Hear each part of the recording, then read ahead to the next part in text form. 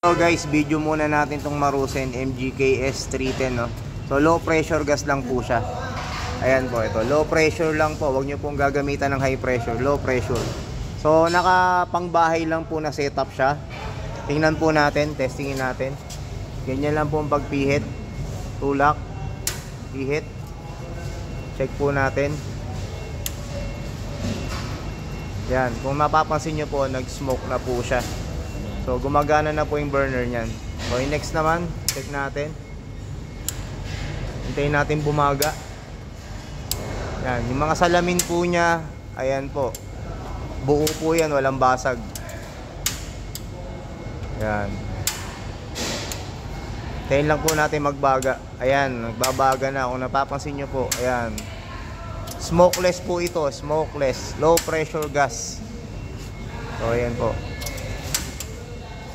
Yan, nagbabaga na po yan. Yan. So ganun lang po, low pressure gas, no? Tapos yung adjustment po ng ating ihawan, ayan po. Ayun. Pag inangat, pababa po, papalapit po sa baga yung produkto. Yan. Yun. Hinihila lang po para mabago.